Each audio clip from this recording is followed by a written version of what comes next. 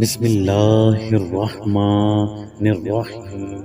السلام علیکم۔ بیان کیا جاتا ہے کہ حضرت سلیمان علیہ السلام آسمان و زمین کے درمیان ہوا میں اڑا کرتے تھے۔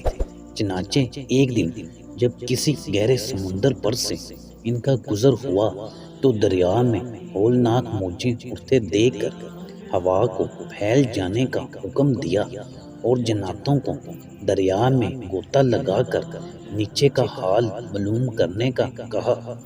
جب حضرت سلیمان علیہ السلام کے حکم سے جنوں نے دریا میں غوطہ لگایا تو اس میں موتی کا ایک ایسا چمکدار کعبہ دیکھا جس میں کوئی دروازہ نہ تھا۔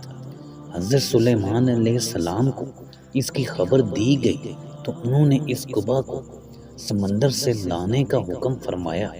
چنانچہ جنات نے اس کو سمندر سے نکال کر حضرت سلیمان علیہ السلام کے سامنے پیش کیا، جس کو دیکھ کر انہیں بہت تعجب ہوا اور اللہ تعالیٰ سے دعا کی، جس سے وہ کعبہ شک ہوا اور اس کا دروازہ کھل گیا۔ تو حضرت سلیمان علیہ السلام نے دیکھا کہ اس میں ایک نوجوان اللہ تبارک تعالیٰ کے سامنے سجدہ میں مشغول ہے۔ تو حضرت سلیمان علیہ السلام نے اس سے دریافت کیا کہ تم فرشتے ہو یا جن؟ تو اس نوجوان نے جواب دیا کہ میں انسان کی جن سے ہوں۔ اس کے بعد حضرت سلیمان علیہ السلام نے دریافت فرمایا کہ آخر یہ بزرگی اور فضیلت تجھے کیوں کر حاصل ہوئی؟ اس نوجوان نے عرض کیا کہ حضرت مجھے یہ فضیلت عطا والدین اور ان کے ساتھ حسن سلوک کے سبب حاصل ہوئی ہے۔ میں اپنی ضعیف والدہ کو اپنی پشت پر لادے رہتا تھا اور ان کی دعا تھی کہ اے میرے معبود، تو اس کو سعادت عطا فرما کر میرے مرنے کے بعد اس کا مقام ایسی جگہ میں متعین فرما جو نہ آسمان میں ہو اور نہ زمین میں۔ چنانچہ والدہ مائدہ کے انتقال کے بعد جب میں ایک دن دریا کے کنارے گھوم رہا تھا تو میں نے سفید موتی کا ایک کعبہ دیکھا، جس میں اس کے آس پہنچا تو اس کا دروازہ کھل گیا۔ جب میں اس کے پاس پہنچا تو اس کا دروازہ کھل گیا اور میرے اندر داخل ہونے کے بعد قدرت الہی سے خود ہی بند ہو گیا۔ مجھے نہیں معلوم کہ اب میں زمین میں ہوں یا آسمان میں یا ہوا میں، اللہ تعالیٰ اسی میں مجھے رزق عطا فرما دیتا ہے۔ حضرت سلیمان علیہ السلام نے دریافت کیا آخر اس میں تجھے روزی کیسے حاصل ہوتی ہے؟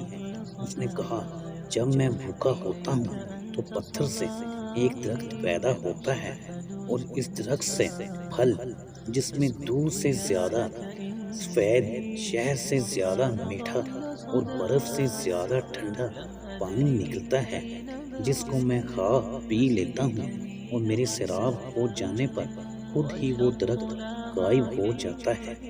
اس کے بعد حضرت سلیمان علیہ السلام نے دریافت فرمایا کہ آخر تم اس کعبہ میں دن اور رات میں کیوں کر امتیاز کرتے ہو؟